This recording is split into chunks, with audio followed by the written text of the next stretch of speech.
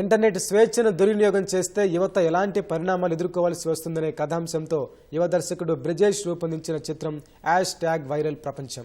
మార్చి 7న ఈ చిత్రం విడుదల కాబోతున్న సందర్భంగా దర్శకుడు బ్రిజేష్తో పాటు సినిమాలోని కీలక పాత్రలో నటించిన ప్రియాంక శర్మ, నిత్యా శెట్టిలు తమ అనుభవాలను ఈటీవీతో పంచుకున్నారు. చిత్ర బృందంతో మా ప్రతినిధి సతీష్ ముఖాముఖి ఇప్పుడు చూద్దాం.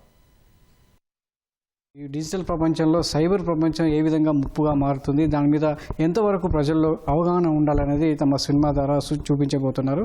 మరి ఈ టీం తొలిసారిగా ఒక కొత్త ప్రయోగం చేసింది. పూర్తిగా స్క్రీన్ బేస్డ్ స్క్రీన్ ప్లేతో ఈ వైరల్ ప్రపంచాన్ని తీర్చిదిద్దింది. మరి ఆ ప్రపంచంలోకి మనల్ని ఎలా తీసుకుపోతున్నారు, ఏ విధంగా అవగాహన కల్పించబోతున్నారు అనేది ఆ టీంని అడిగి తెలుసుకుందాం.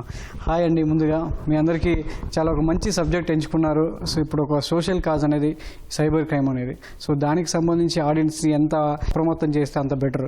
సో అలాంటి సబ్జెక్ట్ ఎంచుకోవడం, సో మీకు ఆ థాట్ ఎలా వచ్చింది? జనరల్గా ఇప్పుడు మనకి ఏదైనా ఎక్విప్మెంట్ ఏదైనా ఉంటే ఒక మాన్యువల్ అని వస్తుంది, ఇది చూసి మనం నేర్చుకుంటాం ఎలా వాడాలని.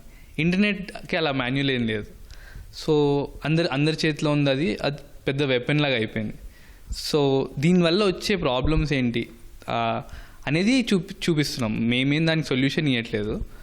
ఎలాంటి ప్రాబ్లం రావచ్చు, నెట్లో ఒక మెసేజ్ పెట్టేసి లేకపోతే ఒక స్టేటస్ పెట్టి వదిలేస్తాం, దాని నుంచి ఏమేమి అవ్వచ్చు అనేది చూపించడానికి ట్రై చేస్తాం మేము మా మూవీలో. మూవీకి ఎంచుకున్నటువంటి క్యారెక్టర్స్ కావచ్చు, అవి ఏ విధంగా ప్రేక్షకులకి కనెక్ట్ అవుతాయి? మాకు చాలా మోస్ట్ రిలేటబుల్ క్యారెక్టర్స్ ఉన్నాయండి. Two main female lead characters ఉన్నాయి.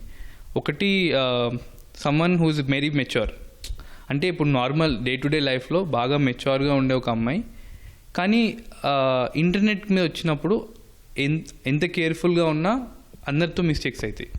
ఇది ఒక క్యారెక్టర్, ఇది వెరీ రిలేటబుల్. ఇంకోటి మనకి జనరల్గా ఒక 18 నుంచి 25 మధ్యలో ఉన్న అమ్మాయిలు కానీ అబ్బాయిలు కానీ ఒక మెచ్యూరిటీ తక్కువ ఉన్న వాళ్ళు, కొంచెం ఎలా వాడాలి ఎలా ఉండాలని తెలియని వాళ్ళు ఎలాంటి మిస్టేక్ చేయొచ్చు అనేది చూపించాము. సో రెండు చాలా relatable characters. Priyanka, hi Priyanka. So it's a wonderful subject choose చేసుకున్నారు. ఇది కూడా ఒక సోషల్ కాజ్ మీద తీసినటువంటి సినిమాలో మీకు ఎలాంటి రోల్ వచ్చింది దానిలో? సో మీరు యాక్ట్ చేయడం ఎలా అనిపించింది?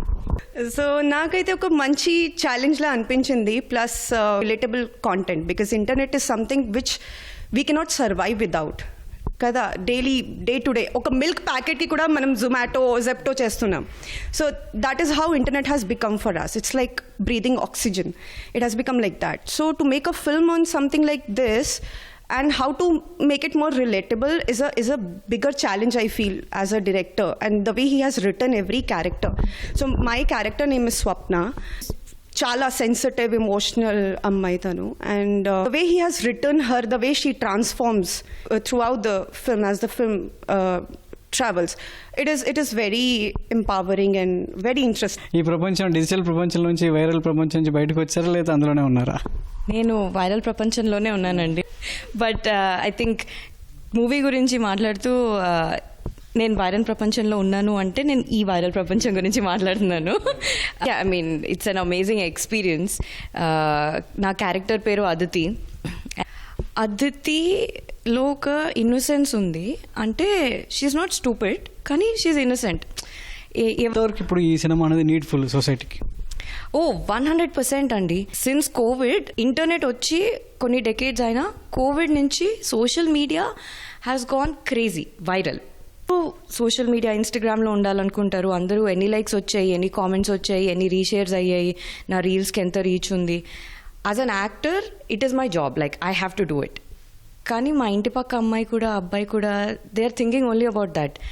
సో ఈ వ్యాలిడేషన్ ఏదైతే ఉందో, I think for me at least this is the cheapest form of appreciation. Brijesh was saying, our director, it doesn't come with a guideline or regulations. Even government level lo we don't have any standard regulations ee industry ni ela operate cheyali ani. So awareness is more important before we come up with the regulations. And with viral prapancham andarki telisina oka vishyanni memu gattiga cheptunnamu. So కథ రాయడానికి real ఇన్స్టేట్ చాలా ప్రేరణ అన్నారు. So ఎక్కడి నుంచి తీసుకున్నారు?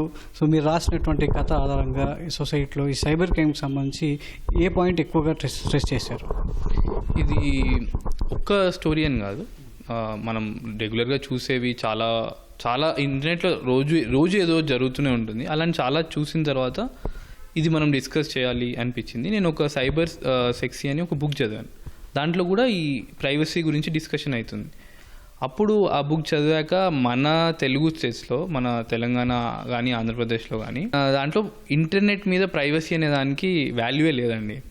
ఇప్పుడు ఎవరో ఒక అబ్బాయి ఎవరో ఒక అమ్మాయి వాళ్ళిద్దరి మధ్యలో కాన్వర్జేషన్ ఒక ఆడియో బయట పెట్టారంటే అది కామెడీ అయిపోతుంది. దాన్ని అందరు షేర్ చేస్తారు, దాని మీద రీల్స్ చేస్తారు, అది టీవీ షోస్లో దాని మీద కామెడీ చేస్తారు, మూవీస్లో కూడా యూజ్ చేస్తారు. అంటే ప్రైవసీ అనే దానికి వాల్యూ లేదు. అలా చాలా విషయాలు చేస్తుంటారు, చాలా మనం చూసిందే. ఇవన్నీ చూశాక మనం దీని గురించి డిస్కస్ చేయొచ్చు అనిపించింది. అది అనిపించాక నాకు ఈ కథనం కానీ అవన్నీ వచ్చేసాయి, వెంటనే I could right it down. Cyber crime ఏమన్నా అప్రోచ్ అయ్యారా? సైబర్ క్రైమ్ పోలీస్ కావచ్చు, మన తెలంగాణ గవర్నమెంట్ లేదా ఏపీ గవర్నమెంట్కి సంబంధించి. సో ఇలాంటి social awareness movie like that ఇది. సో దీనికి సంబంధించి ఏమన్నా అప్రోచ్ అయ్యారా? తప్పకుండా మాకు ట్రైలర్ చూపించి మేము ఐ థింక్ డీసీపీ గారితో కమిషనర్ గారితో మాట్లాడాము. వాళ్ళు మాకు బైట్స్ కూడా ఇచ్చారు, వాళ్ళు మూవీ చూస్తామని కూడా చెప్పారు. ఇంకా మేము టీ హబ్తో చాలామందితో డిస్కస్ చేస్తున్నాము. మేము మూవీ రిలీజ్ అయ్యాక we are trying to reach out to as many people as we can. Colleges కానీ నాకు ఇంకోటి ఏంటంటే ఇప్పుడు ఇంటర్నెట్ మీద మూవీ కాబట్టి అందరూ యూత్ చూస్తే బాగుంటుంది అని అంటున్నారు. యూత్ చూస్తారని నేను నమ్ముతున్నాను. యూతే కాదు, పేరెంట్స్ చూడాలని నేను కోరుకుంటున్నాను. ఎందుకంటే వాళ్ళ పిల్లలు ఏం చేస్తున్నారో పేరెంట్స్కి తెలిసిపోతుంది. ఇది చూస్తే ఓహో ఇది జరుగుతుందని తెలిసిపోతుంది. ఆ అవగాహన పేరెంట్స్కి వచ్చేస్తుంది. సో పేరెంట్స్ కూడా తప్పకుండా చూడాల్సిన సినిమా ఇది. యంగ్స్టర్స్కి ఈ సినిమా ఏ విధంగా చూస్తారు, వాళ్ళు ఏ విధంగా రిసీవ్ చేసుకుంటారని? I think this is not just for youngsters. It is for parents also. It is for everybody because నేను అదే చెప్పాను, ఇంటర్నెట్ ఆక్సిజన్ లాగా యూజ్ చేస్తున్నాం మనం. It has become the basic need for all of us. So I think this is like I hope that this film turns out to be a guide for everybody, for all age groups, to see what can also go wrong. మంది అమ్మాయిల్ని cyber crime వాళ్ళు target చేస్తున్నారు ఎక్కువగా. చాలా మంది accounts ఉన్నాయి, Twitter, Insta, social handles అన్నింటినీ target చేసుకుని అమ్మాయిల్ని లక్ష్యంగా చేసుకుని వాళ్ళ సూసైడ్ టెండెన్సీ దాకా తీసుకెళ్తున్నారు. సో ఇది ఎలా ఆ అమ్మాయిలకి ఏ విధంగా అవేర్నెస్ తీసుకొస్తుంది?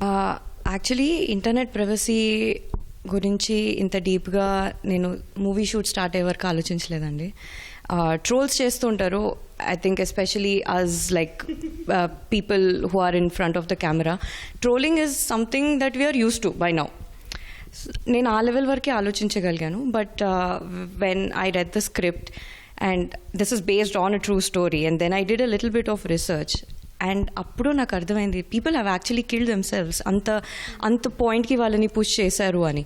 సో విక్టిమ్స్కి ఇది ఎలా హెల్ప్ అవుతుంది అంటే డెఫినెట్లీ అండి, like you know if you see what's written here it talks about trust. So that people will get more mindful if you can understand how trusting somebody will have consequences ani. If you can just like keep that in mind, you can avoid all of this kada. ఇది viral ప్రపంచం చిత్రబృందం అని చెప్పినటువంటి విషయాలు. Internet privacy అనేది కేవలం మాటల్లో కాకుండా ఒక చర్చకు దారితీసి సామాజికంగా దీని మీద ఒక పరిష్కారం చూపించే విధంగా భవిష్యత్తులో ఈ సినిమా దారి చూపించబోతుంది అనేది చిత్రబృందం ఆశాభావం వ్యక్తం చేస్తుంది. కెమెరామెన్ నవీన్తో సతీష్, ఈటీవీ న్యూస్, హైదరాబాద్.